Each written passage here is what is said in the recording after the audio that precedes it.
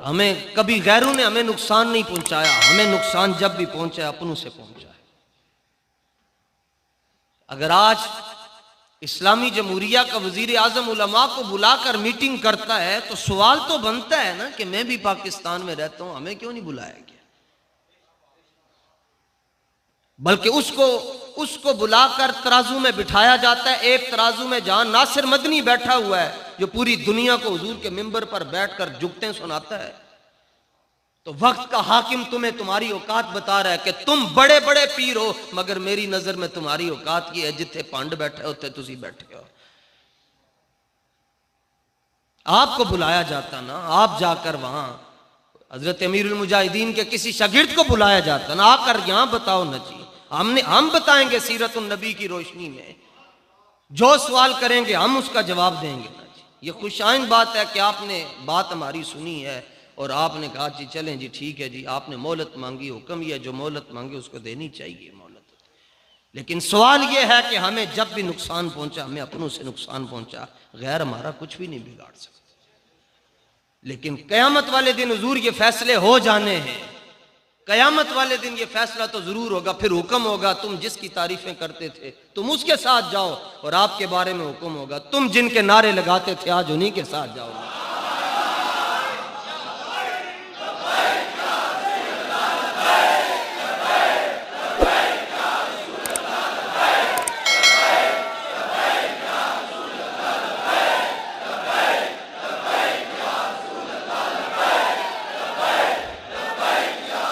याद रखना गुलामान मुस्तफा, अखियां मीट के कंबन नालो अखियां खोल के मरिया जाए, और चुप रह के भी ते मर जाना ने चलियो बोल के मरिया जाए।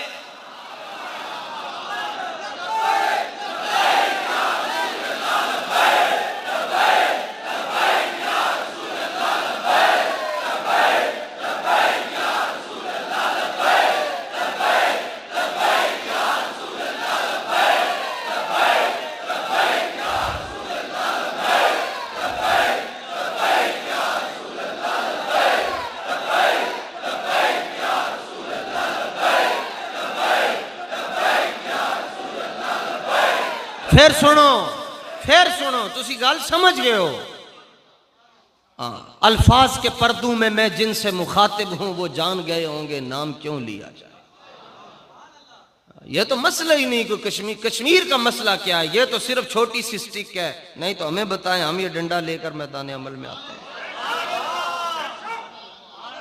ये जो डंडा मेरे हाथ में है कि एक मक्का शरीफ के बुजुर्ग है, उन्होंने 40 साल इसको अपने हाथ में रखा है। चीफ ऑफ आर्मी स्टाफ की सिर्फ छड़ी ऐसे करे तो शाम से पहले पहले जो है वो कश्मीर आपके पास आ जाएगा जी। मसला है क्या हो जाएगा हुजूर, क्या हो, कुछ भी नहीं होना।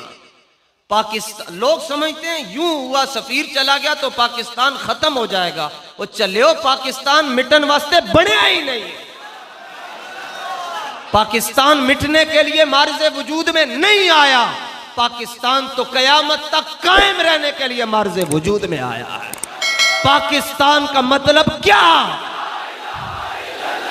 दस्तूर रियासत क्या होगा। आप समझते हैं पाकिस्तान को कुछ हो जाएगा, कुछ भी नहीं हो सकता। पाकिस्तान की रखवाली मुस्तफा फरमा रहे हैं। सारे अपने थम कट छड़न, सारे अपने असासे इधर उधर कर छड़न, कुछ भी नहीं होना। अमरीका दी ऐसी दी तैसी हो, इसराइल दी ऐसी दी तैसी हो जाएगी, भारत दी ऐसी दी तैसी हो जाएगी। तुम बम्बू पर नाज करते हो और हम कहते हैं कुव्वते इश्क से हर पस्त को बाला कर दे, दहर में इसमें मोहम्मद से उजाला कर दे।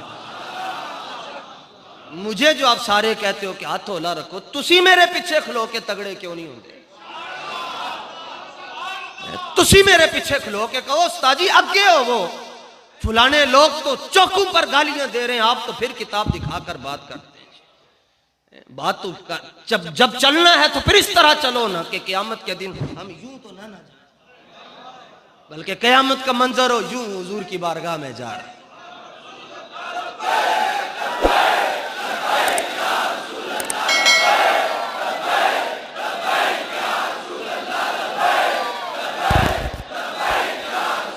तवज्जो, अपने पीर आपके पीर को कोई उस तरह करे आप तो उसको कभी भी नहीं बर्दाश्त करें, लेकिन जब हुजूर का मसला आता है तो आप चुप क्यों हो जाते?